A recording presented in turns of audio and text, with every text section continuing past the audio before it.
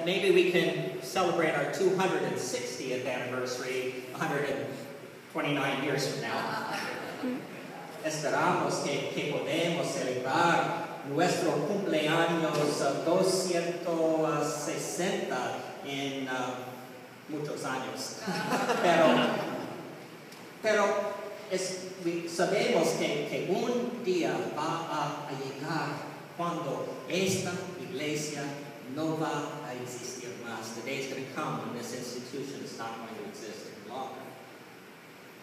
And, you know, survival has begun to be something that churches think about in the late 20th and early 21st centuries. We've begun to worry as the membership drops and declines, as giving drops and declines, as fewer and fewer people seem to go to church. We've begun to wonder whether the church is going to be able to survive this era in which we live. Nosotros no sé si la iglesia en total puede sobrevivir esta temporada cuando el membresía va a ser más y más pequeño y cuando las personas no dan suficiente dinero para soportar nuestros programas. And so the pundits, the people who are paid to think about these things, you know, people like Linda and Kathy, have started to worry about this thing that they call church growth. They've started to worry about what it is that we can do to begin to turn things around so that instead of declining, the church can start to grow again. We've started to worry about how we can change it so that we have more and more members and so that our churches are full. And so that more and more people are giving money and resources and time to be able to keep this institution alive. There are people who are doing a lot of worrying about this, spending a lot of time, a lot of money, a lot of energy, a lot of effort worrying about the survival of the church. Hay muchas personas con muchas preocupaciones acerca de si esta iglesia mundial puede sobrevivir en este tiempo. But what I want to suggest to you this morning is that the question of church survival is a relatively recent question, believe it or not. The question of church survival was not something that our ancestors obsessed a whole lot about. The question of church survival just wasn't an issue. And I want to suggest to you this morning that there were three reasons primarily why the question of church survival was not much of an issue. Number one, our ancestors believed in God in a way that we don't. And they believed that the church was of God, and because God was eternal, God was going to ensure that God's church survived on into the future. En el pasado, la iglesia pensaba que la iglesia va a continuar. ¿Por qué? Porque Dios fue eterno.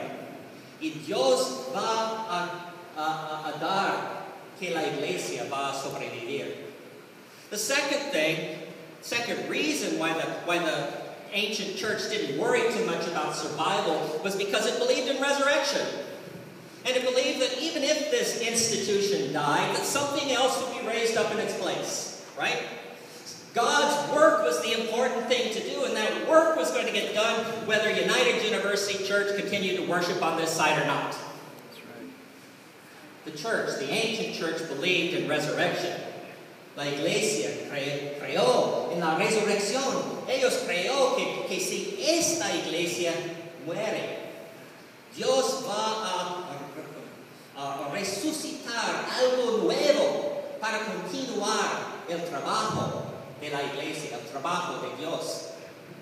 And the third, and what I think is the most important reason why the older church, why our ancestors didn't worry too much about survival, is because they didn't really care.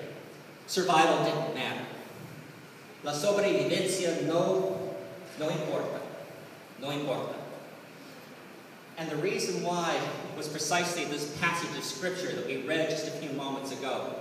Because the issue is not survival anyway, is it? Because God knows we can survive in a horrible state that means absolutely nothing to anybody, right? You know institutions that have survived that way, don't you?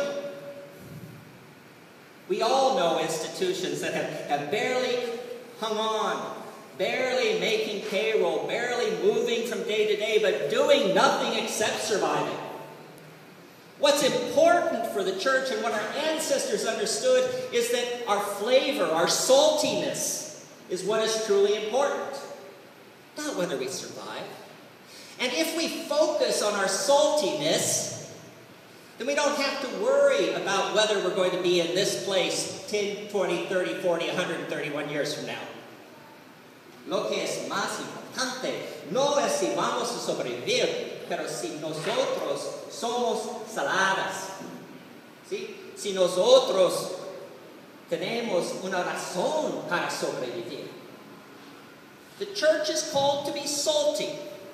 And each of us individually is called to be salty. And you may say, salty?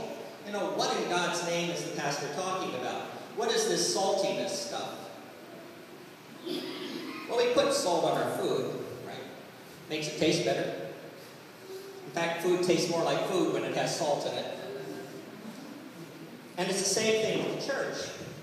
Because what we sometimes forget is that the church was not created for itself. My friends, the church was not created for itself. The church was not created so that we could gather in this place on a Sunday morning and worship.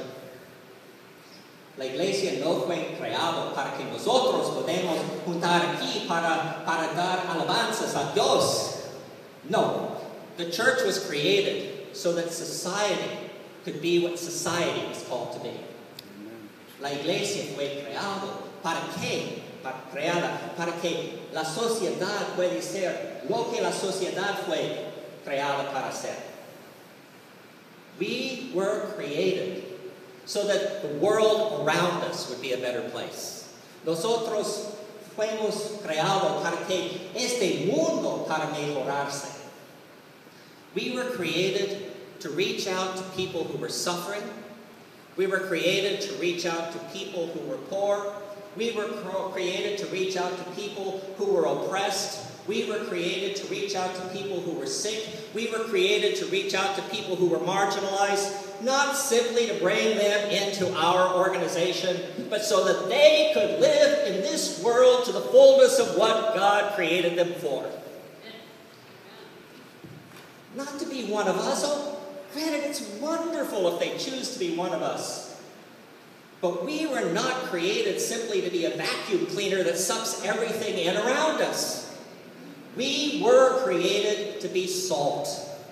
Fuimos creados para ser sal, para mejorar el mundo, para ayudar a los pobres, a los oprimidos, a los enfermos, a cada persona que sufre en nuestro mundo. Esta fue la razón porque nosotros fuimos creados. And you know, if the church stops doing that, if the church stops making the world, if the church stops making society better by the way we live in it, well, Jesus asked the question, what good is salt if it has no flavor? Si sal no tiene sabor, no es importante. We might as well just throw it away. Es basura. Es basura. And this church, if it ceases to be what God has called it and created it to be, well, then we might as well just shut the doors and leave right now and give our money to somebody else who will do what needs to be done. Right? We might as well. I'm sure Kathy and Linda can come up with another church who is more worthy of our money if we're not willing to live into the mission and ministry for which God has called us. Right? There's work to be done. And it's not our job just to survive. It's our job to do the work. Es nuestro trabajo para hacer el trabajo de Dios para mejorar el mundo. I'm glad that we have Senator Price and Councilperson Parks with us today. Because what they do is they remind us that this church is not the be-all and end-all of existence. That this church is part of a community, and that this church has been called to make that community a better place. So my challenge to you today, I'm going to have a short sermon today, I hope that's okay. My challenge to you today is this: be salty. Be salty.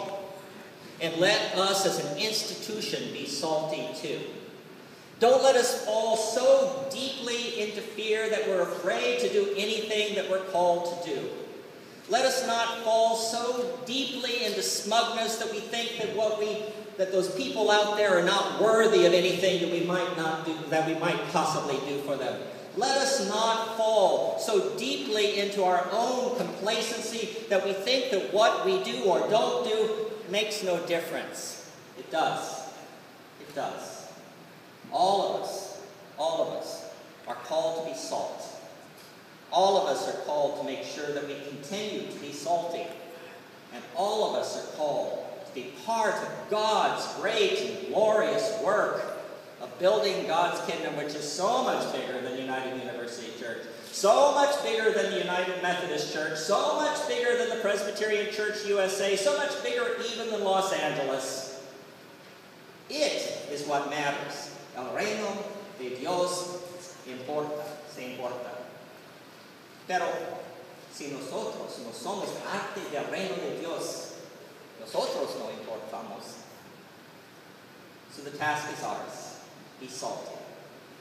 Sea salado. Be salty. Sea salado. And as God's salt, to make this world a better place. And then, my friends, maybe we will someday. Well, someone else may someday celebrate the 261st anniversary of United University Church. Thanks be to God. Amen.